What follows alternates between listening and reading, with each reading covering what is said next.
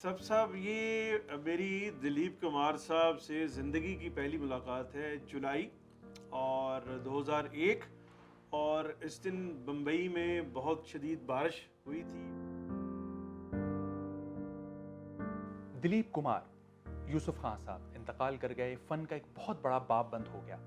उनकी जैसी अदाकारी अब शायद ही कभी देखने को मिले। उनकी जैसी फिल्में जिसमें उन्होंने काम किया शायद ही अब कभी दोबारा नजर आए। दिलीप कुमार साहब का पाकिस्तान से और पाकिस्तानियों के साथ एक ख़ास ताल्लुक़ था। हम इस ताल्लुक़ पे कुछ बात करेंगे, उनकी कुछ यादें शेयर करेंगे। हमारे साथ मौजूद हैं सीनियर सहाफ़ी और तज्ज़ियाकार ताहिर सरवर मीर साहब। ताहिर साहब, पहले तो हम आपसे ये जानना चाहेंगे कि आपने इतने करीब से मुशाहिदा किया दिलीप साहब की अदाकारी का, उनकी शख्सियत का। ऐसी क्या मुनफरिद और ऐसी क्या मुख्तलिफ चीज़ थी कि उन्हें दीगर अदाकारों के मुकाबले में एक इनफरादियत हासिल रही हमेशा?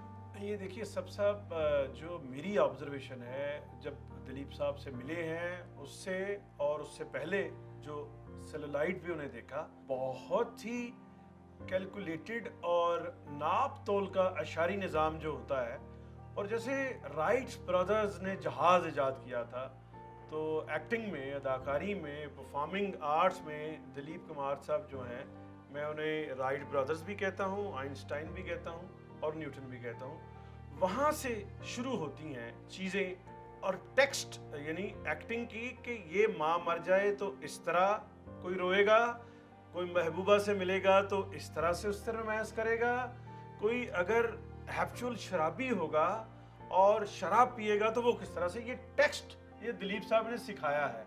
और जब मैं बम्बई पहुंचा तो जुलाई 2001 में मेरी पहली मुलाकात हुई थी और बहाना ये बना था कि मलका तरन्नुम नूर जहां फौत हो चुकी थी, कांग्रेस आई ने नूर जहां साहबा का ट्रिब्यूट करवाया था, तो वहाँ यहाँ चंडीगढ़ में था। तो हम प्लान करके दोस्त यहाँ से गए थे, परवेज़ मेहदी साहब, एक हमारे दोस्त हैं जाहिद खान, कि हम चंडीगढ़ से दिल्ली और दिल्ली से फिर आगे जाएंगे, दिलीप कुमार साहब की ज़ियारत करेंगे। और वहाँ इत्तफाक से ये हुआ कि दिलीप कुमार साहब के दो बंगलाज हैं, एक में सायरा बानो और वो रह रहे थे कई सालों से, एक जो उनका 50s में उनका घर था, तो वो एक किस्म का छड़ियों का डेरा था यानी। और एहसन खान उनके छोटे भाई थे, अभी पेंडेमिक में ही वो दुनिया से गए हैं, तो वो वहाँ विराजमान थे। और जो पाकिस्तान से या दुनिया के दूसरे ममालिक से उनके दोस्त आते थे या ताल्लुक वाले, तो वो वहाँ रहते थे उस घर में। तो वो हम ये वहाँ रहे और 20 दिन मैंने रोज़ाना दोपहर 4 से 5-6 बजे उनकी ज़ियारत की। दिलीप कुमार साहब की उनकी रूटीन थी कि बम्बई में उर्दू अखबार बहुत कम है, उर्दू अखबार से वाबस्ता एडिटर और कालम निगार और कुछ और लोग जो है वो वहाँ बैठते थे, उनकी रूटीन थी। तो दिलीप साहब भी उनमें हम भी उसमें उसका पार्ट बने और दिलीप कुमार साहब से बहुत सारी बातें की। और वो आर्ट की बातें थी, सियासत की बातें थी, दुनिया की इकोनॉमी की बातें थी, महरूमियों की बातें थी। और उसमें मुझे ये लगा कि दिलीप कुमार साहब, अच्छा ये दोनों मुल्कों के जो आर्टिस्ट हैं अमूमन बहुत ज़्यादा पढ़े लिखे नहीं होते, या तो जो है वो स्ट्रगल में वो एजुकेशन उनकी कहीं पीछे रह जाती है, इंटेलेक्चुअलिज्म भी पीछे रह जाता है, और दुनिया की वो जो साइंसेस और अलूम होती हैं उनसे वो पीछे रह। लेकिन दिलीप कुमार साहब में मैं जाके जब मिला तो मुझे ये पता चला कि उन्होंने सारा लिटरेचर पढ़ा है, उर्दू का, अंग्रेज़ी का, वो बहुत ज़बानों के माहिर हैं, वो बहुत बड़े इंसान हैं, वो दुनिया की सियासत को बहुत अच्छी तरह समझते हैं, वो दुनिया में जो कॉन्फ्लिक्ट्स हैं बड़े बड़े कौमों के दरमियान वो उनको अदराक है, और उनके जो ख्यालात और नज़रियात थे वो बहुत उम्दा थे। बॉर्न आर्टिस्ट थे और फिर उन्होंने रियाजत बहुत की। जावरा याद सब रावी हैं, वो कहते थे कि जब दिलीप कुमार मरे सिनेमा हॉल में, जब या उन्होंने कहा पारो मेरी माँ मर गई है, तो सब साहब कराची का तो मुझे पता नहीं, यहाँ पंजाब में करवाया था कि जब कोई बहुत करीबी जवान बच्चा या भाई या माँ चला जाता है दुनिया से, तो लोग अपने हाथ सर पे रख के रोते हैं। तो हॉल में, सिनेमा हॉल में लोग धाड़े मार के रोते थे जब दिलीप साहब ने कहा कि पारो मेरी माँ मर गई। तो एक तो ये है कि उनका करिश्मा। और अभी मेरी बात हो रही थी सुहेल अहमद अदाकार सुहेल अहमद से, तो उन्होंने कहा कि मुझे यूं लगा है कि जैसे अमेरिका का सदर दुनिया से गया है। तो उनका एक एक्सप्रेशन है। तो दिलीप साहब को प्रैक्टिकली काम किए हुए तो 98 के बाद उन्होंने काम नहीं किया, लेकिन अभी ये लगा है कि कोई आज का बड़ा इंसान इस तारीख जो आज मैं और आप जिसमें सांस ले रहे हैं उसमें, जैसे गालिब कभी आउटडेटेड नहीं होते, दिलीप कुमार साहब भी आउटडेटेड नहीं हुए।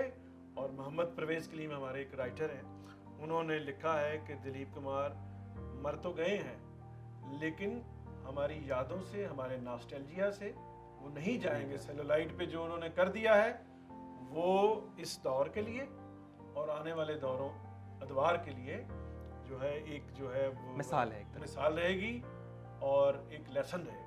पाकिस्तान और पाकिस्तानियों से दिलीप साहब का एक बड़ा गहरा ताल्लुक रहा है, बल्कि ये तक कहा जाता है कि कुछ हमारे यहाँ अदाकारों ने, जैसे फिरदौस जमाल साहब हैं और नदीम साहब हैं, उन्होंने किसी हद तक उनको कॉपी करने की भी कोशिश की।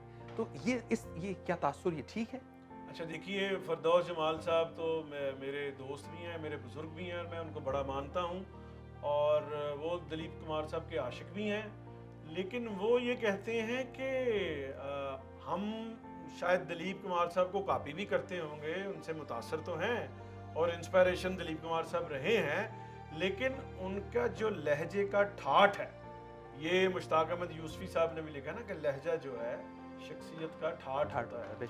और दिलीप कुमार साहब अभी मैं सुन रहा था उनका एक क्लिप, तो जिसमें वो कह रहे थे कि मुग़ल आज़म का जो सलीम है वो मेरी शख्सियत का में वो कहीं भी नहीं है कि मैं ना तो मुग़ल बादशाह हूँ और ना मेरा लहजा मुग़लई है, लेकिन मुझे ये कहना पड़ा कि नहीं चाहिए मुझे वो तख्त जिसके पाए अनारकली के जनाजे पे रखे हों। तो ये मुझे अपने आप में पैदा करना पड़ा। तो फिरदौस जमाल साहब कहते हैं कि मेरा जो लहजा है वो भी, मैं पेशावर और हिंद को स्पीकिंग हूँ और दिलीप कुमार साहब भी हिंद को और पेशावर के थे, तो मेरा उनसे कुदरती भी लहजा मिलता है और मैं उनसे मुतासर भी हूँ।